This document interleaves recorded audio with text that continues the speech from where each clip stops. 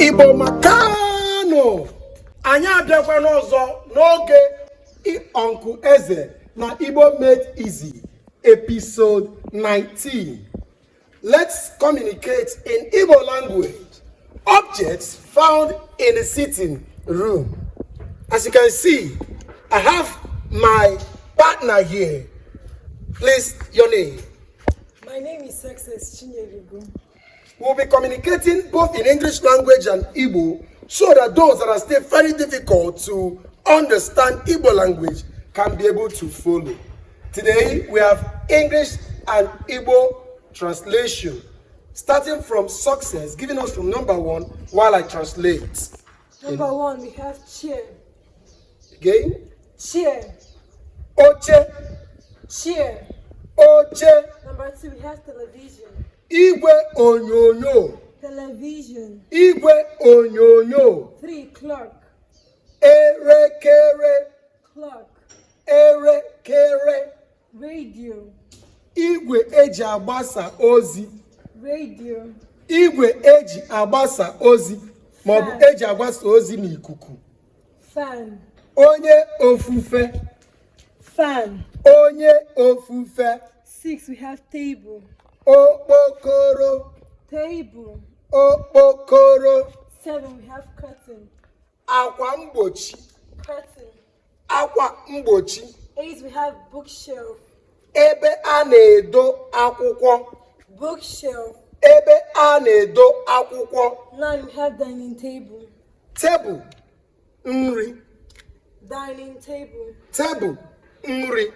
10, we have picture portrait. Foto esere. Ese. Foto esere ese. Picture portrait.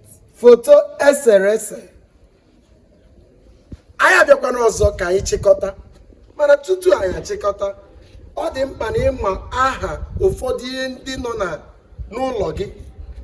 Dịka anyị ji maatụ, ihe a bụ ebe anyị na-akpọ sitting room. These are the objects found in the sitting room. Here in Nigeria, we call it parlor. These are the things you find in parlor. It's very important you know them in English translation, of course, Igbo version and English version. Without wasting much of our time, today we want to entertain you with a little dancing step by one of our lovely dancers. Of course, she's here today. Success. Can you please shake your body? Ọ bụ eziokwu na anyị kwesịrị ịmụta asụsụ ndị mba ọzọ maka mmekọrịta na azụmahịa. Ma chetakwa na a na-esi n'ụlọ mara mma wepụ bezi. Ya mere ka anyị sụbakwa Igbo n'ihi na Igbo bụ asụsụ anyị.